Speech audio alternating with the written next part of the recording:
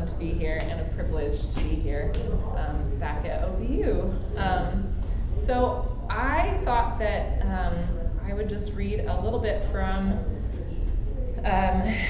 what I sort of consider the catalyst of this book. So it's not very far in, and I think it's a good jumping off point into the rest of the story. But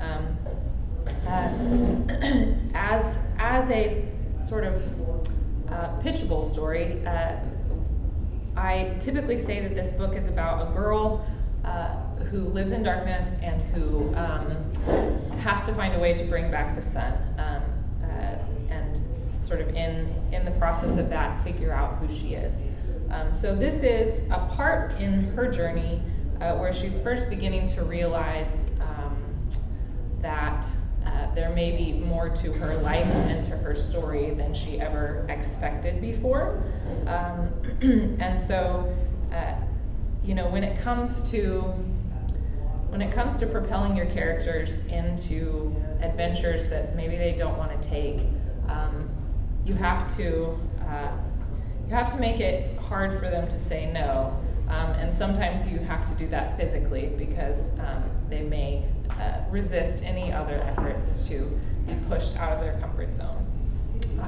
So this is a scene where my main character, whose name is Syria Nightingale, is propelled out of her comfort zone in a very physical way. So she's, just to set the scene a little bit, she is at what's called a choosing ball for the queen, the ruler of their kingdom, who has set the darkness over the land, but at this point in the book, Syria doesn't know that that's a bad thing, and she wants desperately to be chosen as a member of this queen's court, because most of all, she thinks that if that happens, her parents will be proud. So she's at this ball. She's on a platform along with some other girls who look different from maybe the standard courtier would, and she's beginning to realize that maybe she's not there because she's has a good chance of being selected as a courtier. She's beginning to realize that she might be there because the queen wants something else from her. So, all right. On the dais opposite us, Queen Isabel rose and raised her arms to the crowd. The orchestra and opera singer fell silent, and a hush rippled through the ballroom until the silence echoed. She smiled brilliantly. I looked out over the crowd, and my excitement tripled. My parents were there, just there, 2 rows back from the platform, close enough that I could see the silver paisley embroidery on my father's black tailcoat. They were not looking at me yet, but I knew they would be soon. I clenched my fist to stop them from trembling. My guests, the queen's voice was the low purr of a cat. Thank you for coming to this choosing ball. To all who have traveled great distances across my kingdom, I thank you for being here. And to you, she said, turning to us on the platform, I thank you most of all, my radiant creatures, for being so cooperative. You are my guests of honor. I beamed, anticipating my parents' pride, but then had to bite my lip as another wave of heat, much more intense than the 2 before, crashed through me from scalp to toes.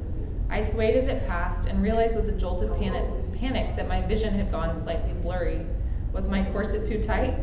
I spaced my feet further apart and jiggled my knees, trying to steady myself. It would be disastrous to faint. Hear me, my court, my schools, my subjects, Queen Isabel cried, her voice strong and commanding as it rang among the buttresses of the vaulted ceiling. Nearly 16 years ago, I overthrew the light-loving government of Luminor and established the darkness. I blotted out the destructive inferno in the sky that parched and burned the land, threatening all life. A murmur of approval ran through the crowd. With a rush of shame, I remembered the sun I had sketched on my window mere hours before. From now on, I resolved, I would love the darkness with all my heart. I would never daydream about the light again. And though it nearly cost me my life, the queen continued, I purged this kingdom of the creatures that love the accursed sun most, those light-haired, spotted beasts known as sun children. I nodded along with everyone else, feeling suddenly that I had been deeply remiss to let Yarrow talk about sun children as if they were good or even harmless. Sun children, fire nymphs with their flame-like hair and leopard-spotted skin, were widely acknowledged to be second only to mages as the embodiment of evil. But in typical contrary fashion, he persisted in making them the heroes of his fairy tales. I ought to have corrected him. But I did not succeed entirely, the queen said, and the already quiet ballroom became perfectly still. Though few knew it, I failed to eliminate the last sunchild born in Terre-Velotte, and she was lost to me among other infants, not to come into her barbaric powers until the first moment of her 16th birthday, like all her wretched kind. Her dark eyes blazed, and again I felt the intense desire to serve her, but stronger this time. I was almost giddy with longing to help her find this lost sunchild. And though the desire competed with the bizarre heat still passing in waves through my body, it also made me care less about the sweat coursing down my back. If Isabel chose me to serve her, my own needs wouldn't matter. I would be the luckiest girl in Terre-Velotte, and my parents would love me. I didn't even mind the darkness anymore. But my loyal subjects, Queen Isabel continued in a ringing voice, I have taken great pains to isolate her identity, and I can assure you that she is here today. I therefore give you the evening's entertainment. I was so consumed by my hope that when, breast heaving, Isabel flung a forefinger toward our platform, I knew a moment of searing joy. I was sure she was pointing at me, choosing me. My longing to join her court was all-encompassing, delirious, but the heat inside of me was growing profound too. My mind tumbled in the wake of reality, and I slowly understood the queen was pointing an accusation. As I slowly understood the queen was pointing an accusation, the heat surged alarmingly. Had I caught fire? I looked down to see if my skirt was flaming. Flaming? No, it wasn't my skirt, it was my insides. They were being boiled. Am I dying? My head felt very dim. I tore off my mask and fanned myself again. A moment too late, I realized the queen would surely disapprove, and I tried, shaking, to retie it. But my fingers were clumsy, and the mask slipped and landed at my feet with a soft flump. Queen Isabel now gazed directly at me, a strange smile on her face.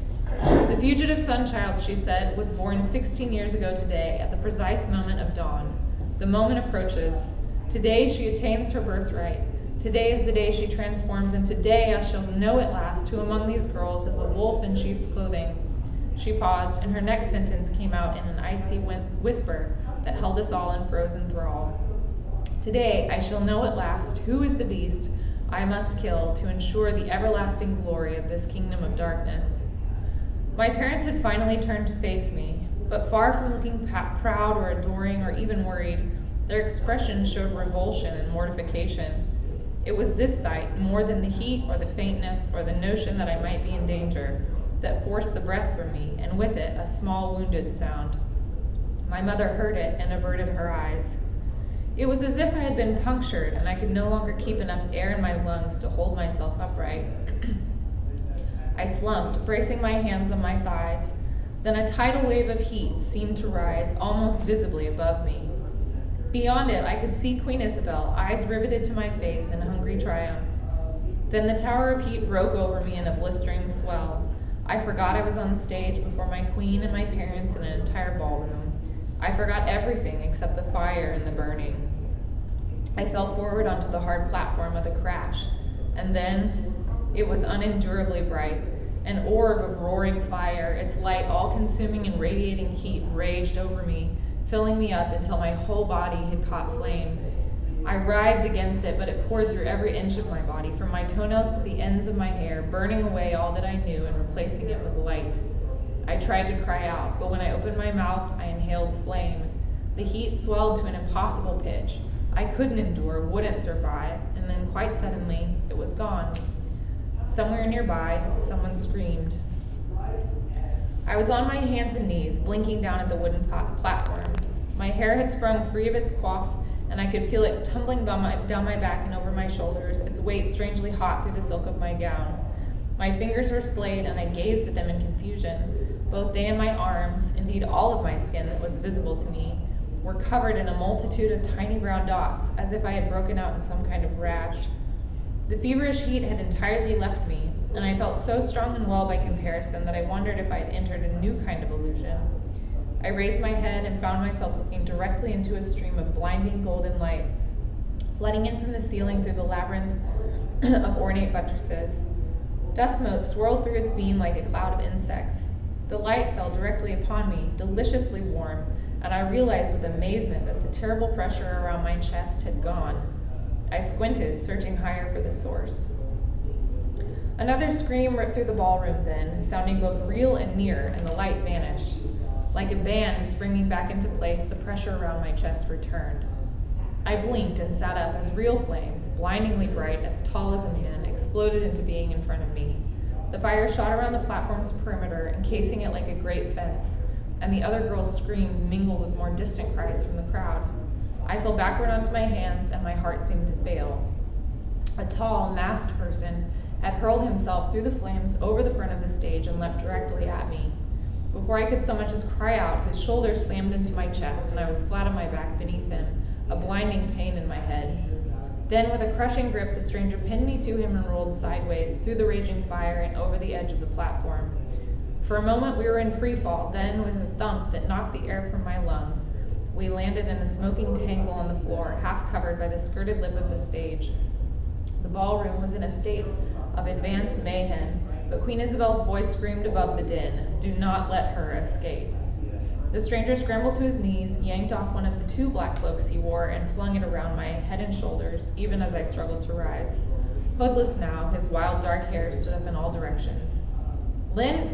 Lyndon Hatch clapped a hand over my mouth and hauled me up, both of us now camouflaged amid the churning sea of black. He slipped a mask over my face with a deft movement and then tugged his hood back up. Behind his own mask, his green eyes were blazing, and I could see in them all I needed to know. We had to get out, quickly. So, I think catalysts are fun, because I think making characters uncomfortable is fun.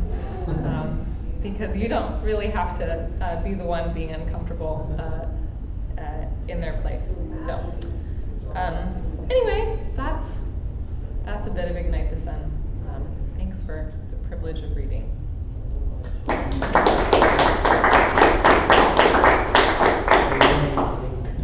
Of course. Yes. Be on camera. Yeah, of course. Any questions? Okay, well, I asked you if you take questions because I have a question. Perfect. So when I first started reading Ignite the Sun, the first thing I thought about was the silver chair. Yeah. Right? Ooh. And so I was wondering, is there any sort of way in which the novel is a riff on Does the Sun Exist in the silver chair? In the silver chair. That's a great question. I would say consciously no, but I love the subconscious, and I love the way that it collects things and it feeds them to you. I also think if anybody were ever, probably you couldn't do this because so many of the people you'd need data from are dead, but I would love to see like the path of stories and the way if you've absorbed this many stories, how did they come together to make your own story? And I'm sure there's just a spider web of story amalgamation, and splinter stories and shoots that come off throughout history. So no, not intentionally, but I love the Narnia books, and despite the fact that Silverchair tends to get me most excited because I love Puddleglum, I think it's very possible that had an impact. I have another question. Yeah. This goes to writing characters. Yeah. We expect the protagonist to be really rounded, fully formed, and developed, but maybe sometimes the antagonist is less so, or it's harder to achieve that, depending on the narrative. Yeah. And for a long time in the novel, Queen Isabel is both larger than life and in some ways unknowable. Right? Yeah. So, how did you think about crafting her character as the villain and bringing her complexity into the story, which has happened late in the novel? Yeah. So I think every book is different, and every author's kind of approach to character development is different. When it came to Isabel, the first thing I knew about her, this is my, I guess, feminism, is that I needed my villain to be a woman.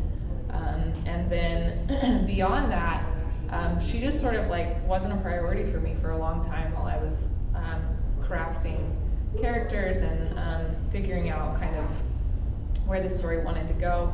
But eventually you realize that that's not going to cut it. And so what I ended up doing eventually is spending some time just writing her story. And my hope is that, you know, with a book, a lot of YA really, unless you are J.K. Rowling, you're not allowed to write really long YA. And I would have loved to have spent, you know, hundreds more pages developing things like Isabel's story. But you hope, as a writer of something that has to be more condensed, that the things you know about a character will make their way onto the page in some way, even if it's just, you know, through magic, I guess. But you know, the little things that end up in the story that you don't always plant intentionally, you hope will go toward developing people who don't have as much page time, I guess. But for me, getting to know her was really the writing of her story, and I wrote it wrong the first time, and so I had to figure out, you know, why that didn't work and go back and write it again. So. Can I follow that up with two interrelated questions? Yeah, definitely. Your answer reminded me that I was instructed to ask you a question by my wife, who loves the book. And this relates to how much material you wrote that maybe didn't want to go. So the first question is, how much got left on the editing floor? But my wife's question is, will there be a sequel, please? That's a nice question. The first question, I think I have written this book at least 5 times. So there are 5 other versions of that book that are on the cutting room floor. There's also extra stuff that, you know, got cut. For me, I'm an overwriter, and my poor agent, she got the brunt of the work of paring me down, and she worked so hard that my editor didn't have a whole lot to do. But you know, she was always saying, okay, now we have to get it down to 90,000 words. Now we have to get it down to 80,000 words, and that is just agonizing for me because, you know, you care so much about everything, and at a certain point, you feel like everything actually is necessary. So, yeah, quite a bit. But I will say, I will follow that up with saying that certainly the first revision I ever did with my agent was so good for the book. There were a lot of things, even scenes that I loved, that didn't need to be there, and that were bogging the story down. And by cutting them, you know, like chipping away at marble to make a sculpture, it really made the book more itself, I think, and a better version of itself. As far as the sequel goes, I doubt it, but you know, launching a book in a pandemic is the best way of having good book sales. So, and as much as we all hate it, so much of publishing is just a business. So I think my publisher would have to ask me for one, or in a couple years I could get on my knees and grovel, but at the moment there is no sequel in the works. You mentioned the web and stories. What were some of the antecedents for you? Yeah. What was the web that came before? It's a great question. You know, I have every now and again I sit down and I really just think, like, what are the stories that have made me who I am? Because I think, and not just stories that we're aware of, you know, not just books and movies and things, but stories are what make us who we are. You know, the stories that our parents tell us, and the stories that our friends tell us, and the, you know, the ways we absorb. Like, I know about my husband's life because he comes home from work and tells me stories about it, you know, and that's how stories are how we exist. But insofar as I can tell what has impacted my life and way of thinking, I think the big ones are the Lord of the Rings, the Narnia books, Harry Potter, Jane Austen, a lot of classic children's lit, which is probably, like George MacDonald's princess books. A lot of what I write tends toward the fairy tale, and I love fairy tale retellings.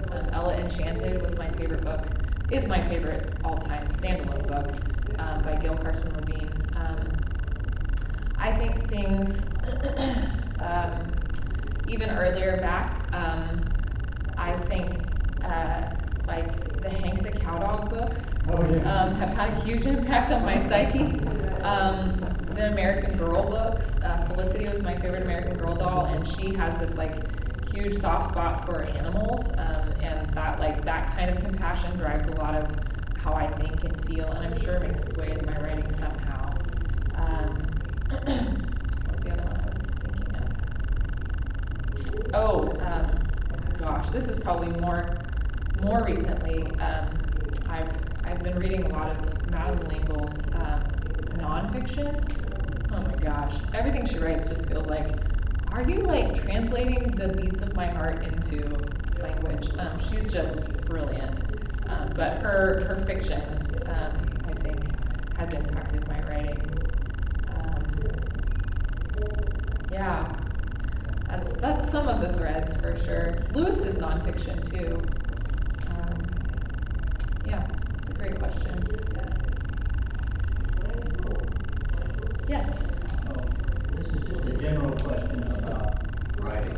Yeah. Being an author. So I'm just curious, how do you write? I mean, do you have set times, or it's just, hey, whenever inspiration hits, Yeah. or, how do you fit that in, or I'm sure you have other things to do. Yeah. So I'm just curious. That's a great question. And it will have had a different answer at a lot of different points of my life. I've actually found this is strange, and maybe other people can relate to this. I have found it easier to be a consistent writer. I don't know if easier is right exactly. When I have not had as much time to write, I am sometimes a more consistent writer. When I had a full-time normal job and had to work whenever I could find, or had to write whenever I could find time, I made the time. In this we had our first child in March, and so I've also, I guess, launched the book in that time, but finding time to write has been really hard. But I've just recently kind of got back into, after some back and forth with my agent, drafting something new. And now that I have something to work on, it almost feels like I have to use the precious moments that I get, because I can't, there's no other time. And prior to I guess now, I was self-employed for a long time. I have an Etsy shop where I paint coffee cups, and that kind of all of your time is your own tended to make me work on the thing that was earning me a living far more than writing books, which wasn't. And I think that in some ways, maybe having less time to write makes me a better writer. This is me verbally processing that. But just practically speaking, I am the best writer when I consistently honor the routine of daily words on the page time. Some people call it butt-in-chair time. When every day, for at least a half hour, I sit down and put words on a page. And sometimes that means getting up really early and doing it.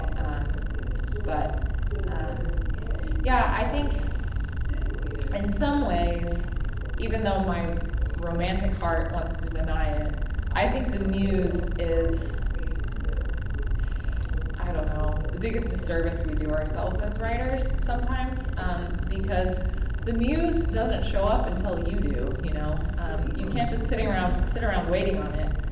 You've got to sit down and work, and then eventually the muse will come and find you, and then she'll leave again. And then it's just you and the page again. And so, in some ways, I think you can't wait for the muse or inspiration, or else you'll just spend most of your life waiting, because inspiration is flighty and unwilling to work on your schedule. So, it's a great question. Hannah, when did you know you wanted to write fiction? And then also, how long did you work on this book? Yeah. Well, in 4th grade, I gave up my aspirations to be a veterinarian because I learned that veterinarians put dogs to sleep. And so then I had to find a new occupation. It's a very pressing decision for a 4th grader. And we had a bookmaking station in my class in 4th grade. And at the end of the year, my teacher took me aside and said, Hannah, you should consider being a writer when you grow up. And my thought, like absolutely at the time, was that's the most boring thing I can think of. Why would you tell me something like that? And I just dismissed it. And then in 10th grade, I was telling my best friend about the stories that I would tell myself before bed, just to help myself get to sleep. I was always telling myself a story, and she said, have you ever written any of them down? And I was like, no, why would I do that? And she was like, well, I don't know, you could try it. And I sort of thought, like, A, why would I do it? B, I don't think I could. I don't think I have that kind of patience. And C, what would be the point? Is anybody going to read it? But she kind of planted that seed, and she ended up giving me a journal for my birthday to do it. And that was like the beginning of my exploration in writing book-length things. And of course, I fell in love with it. And so I came to OBU because we had a creative writing minor, and I thought that would be a good way to pursue that as an occupation. So I've wanted to seriously write books since 10th grade. This book, I started drafting in 2011, and it, hit shelves last year. So long process. Part of that was my kind of refusal and inability to give up on it, and maybe beating a dead horse, I'm sure at times. Part of that was life events getting in the way and taking things down in terms of speed, but yeah, sometimes it just takes a long time. I hope I never write a book that takes that long again.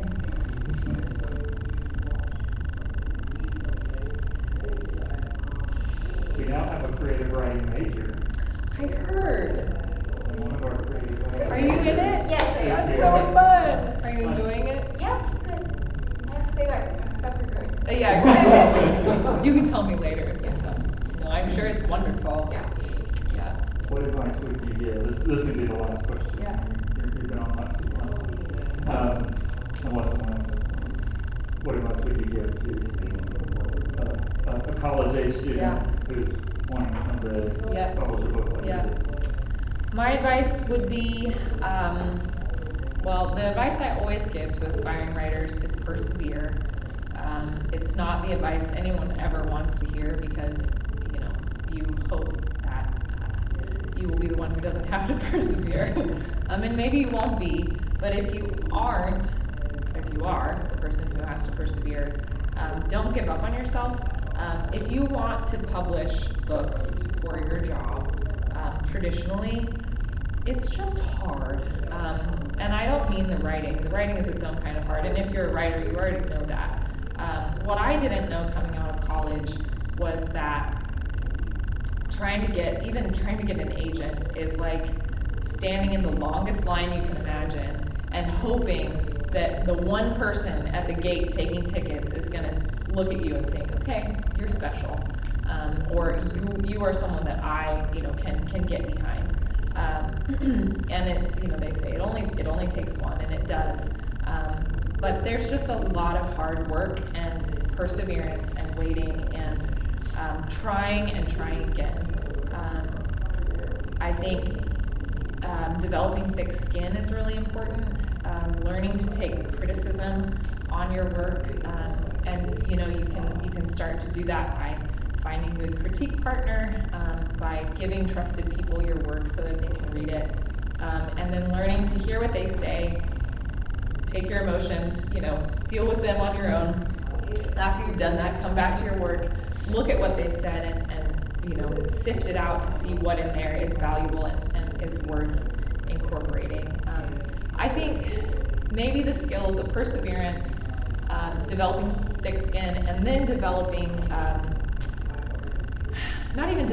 being willing to keep learning, because like as a writer, just like as a person, you're never done growing. You're never done. You've never made it.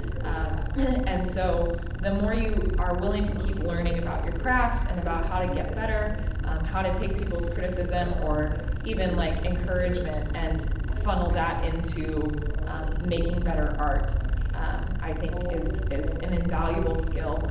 A lot of people kind of get stuck and never go anywhere because they don't think there's anything wrong with what they've done, or they don't think that there's any, I don't know, room for growth, or they're unwilling to accept that criticism. And then the last thing is just to read. Always keep reading, because that's how you learn to be a better writer, ultimately. I think that's the best way to improve as a writer, is to keep reading. Thanks for coming, guys.